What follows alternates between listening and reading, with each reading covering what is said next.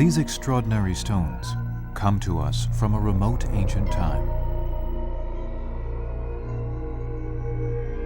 The people who moved, stacked, and carved them left a long time ago. Today, we stand in front of them with hundreds and thousands of thoughts and feelings. One day, we will eventually perish, but these stones will last forever because they've been made immortal.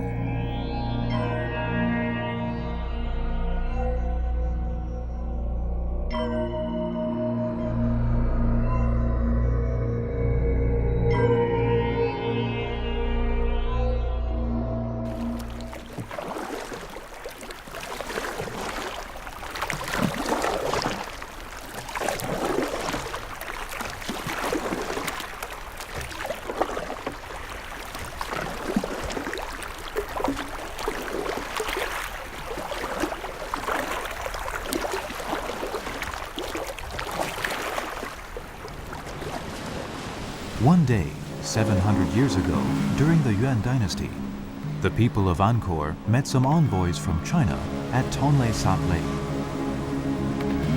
Among these envoys from China, there was one named Zhou Daguan. He was from Yongjia in Wenzhou, Zhejiang province.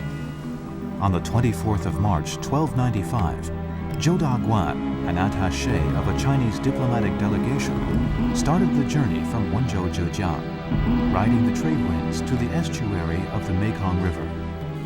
Then they went against the current and arrived at Angkor, located on the bank of Tonle Sap Lake. At that time, Cambodia was known as Khmer. The views of Angkor were apparently beyond the wildest imagination of the delegation, who were shocked by this surreal world.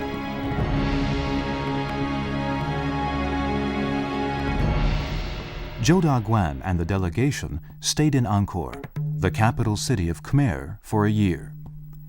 Later on, Zhou wrote The Customs of Khmer, the first record of Angkor written by someone from the outside world.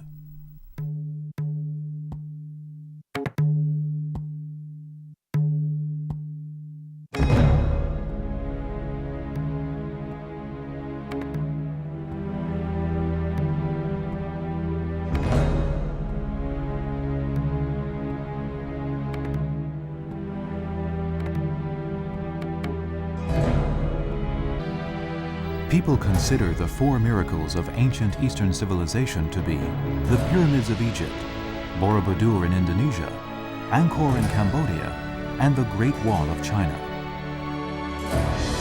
From the 9th to the 15th century, Angkor was the capital city of Cambodia. Building of the Angkor construction complex started in 802 and lasted for 400 years. The total construction area reached nearly 300 square kilometers, and 910 buildings have been preserved to this day. 25 Khmer kings participated in the Great Construction Project in Angkor. Historians divide Angkor's construction history into the first, second, and third Angkor.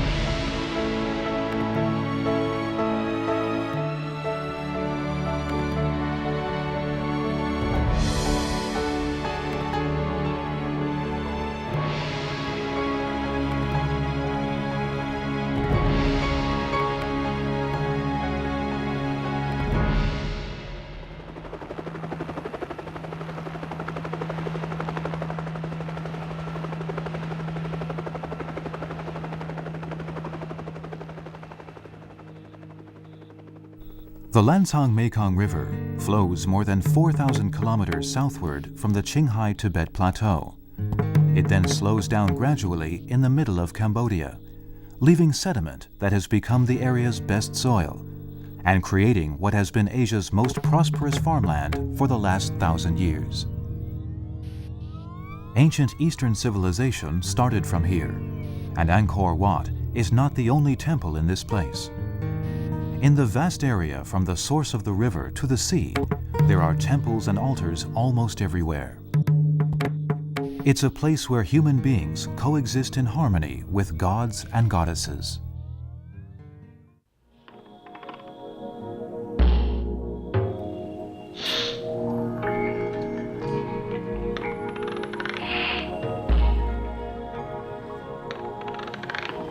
After 700 years, the Angkor we see today is the same as Jodagwan's description in many aspects.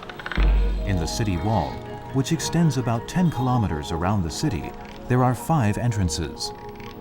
Each entrance has 2 layers of doors. There are 2 entrances facing the east and 1 facing each of the other 3 directions. The 5 entrances look similar to each other, with a big moat outside the city wall and bridges beyond the moat.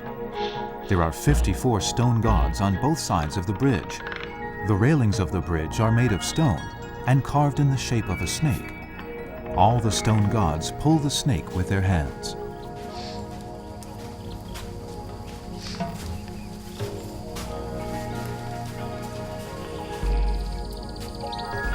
To walk among the ancient relics in Angkor is like walking through a gigantic scene in a nightmare.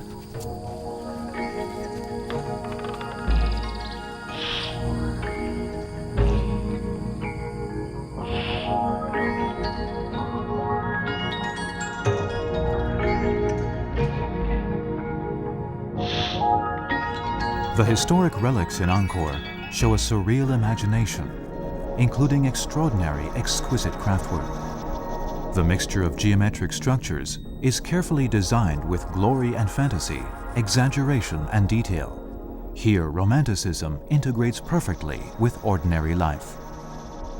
In 1112, Suryavarman II, the King of the Sun, became the new ruler of the ancient Khmer Empire.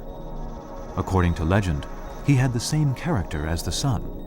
He could make lotus flowers blossom and everything become prosperous. During the reign of Suryavarman II, Cambodia became the most prosperous country in Southeast Asia, and Angkor also entered the most glorious stage in its architectural history. Angkor Wat was built during this period.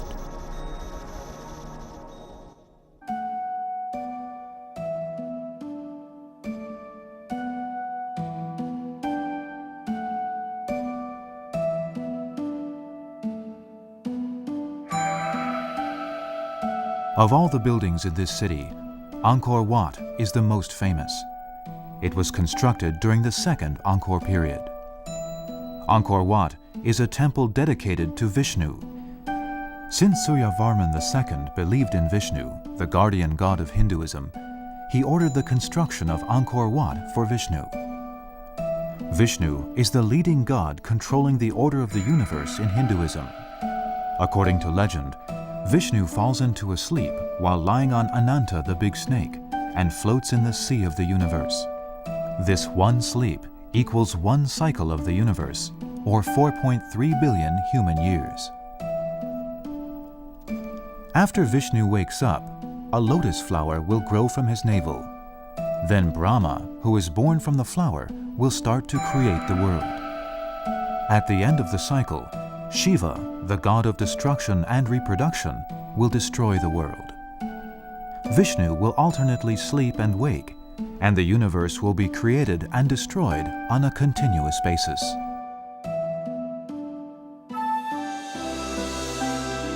Angkor Wat was built by stacking up big stones on a plain. There are 1,532 stone columns, and over 3 billion tons of stones were used. Most of the stones weigh 500 kilos each, the biggest one 10 tons. The handmade work is carefully designed and accurately built. No adhesive material was used during the entire process, but the stones are connected so closely that the error of height at the highest level between the north and south walls is less than 0.1%.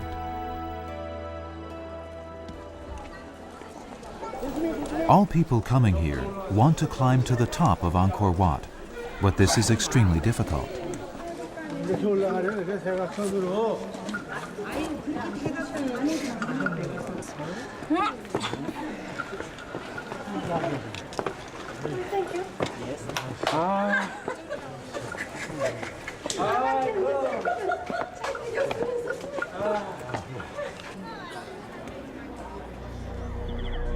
It is said that Angkor Wat is a gigantic symbol. According to the Hindu philosophy, the center of the entire world is a high mountain known as Kailash, located in the middle of the sea. All the gods and goddesses live here, and it is surrounded by 4 small mountains. Both the sun and moon encircle the middle of the mountain, and a vast sea lies at the foot of it. Cambodian people use abstract geometric forms to show this imaginary pattern of the universe, and constructed this building accordingly.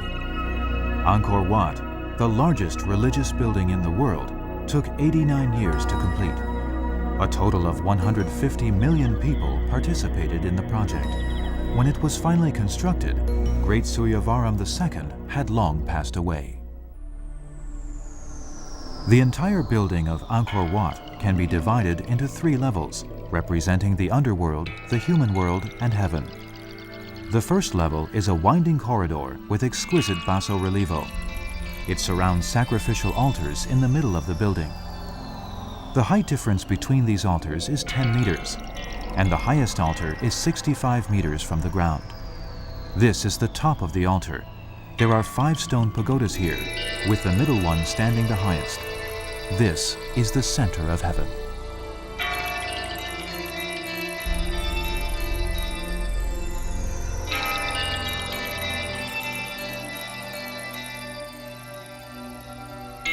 The concepts of the underworld, the human world, and heaven are not only represented in the architectural form, but also in the more vivid basso-relievo on the walls along the winding corridor of the first level. On this long relief wall is a scroll revealing the spiritual world of the Khmer people. On the wall in the east winding corridor is the story of the churning of the Sea of Milk. According to legend, there was a longevity elixir buried under the Sea of Milk at the foot of Kailash Mountain, guarded by a python. In order to get the elixir, God and the devil pulled the 2 ends of the python, thus churning the Sea of Milk. The water in the sea began to boil, and all the creatures in it died. Kailash Mountain was about to rotate and collapse. Thereupon, Vishnu transformed into a gigantic tortoise to support the mountain. 1,000 years later, all kinds of precious gems were churned up from the bottom of the sea, including the elixir. Lakshmi, Vishnu's future wife, was also born from bubbles in the seawater. On 4 walls of the winding corridor are engraved all kinds of legends and stories from Hindu mythology. On the north wall are the stories of Vishnu fighting with the Sky Devil. One half of the west wall has stories from the Hindu epic Ramayana, while the other half depicts stories of the Mahabharata.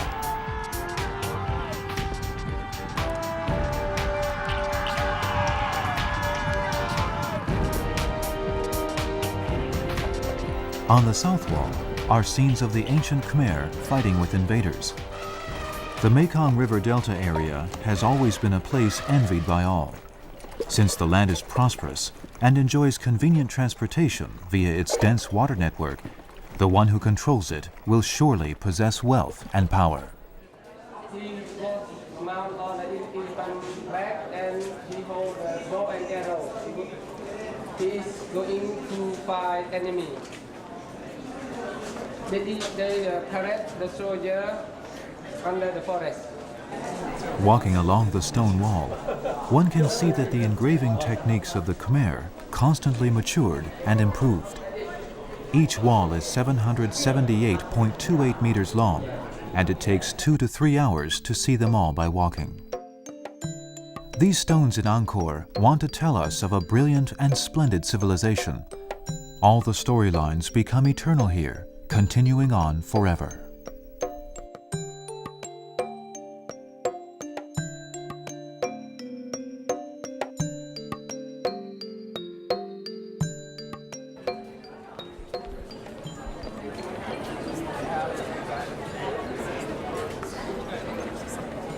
Another long wall with reliefs surrounds the Bayon Temple.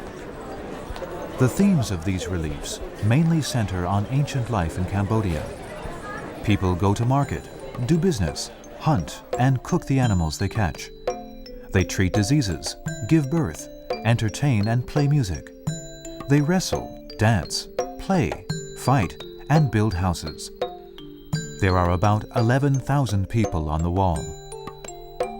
Looking closely at the gigantic picture and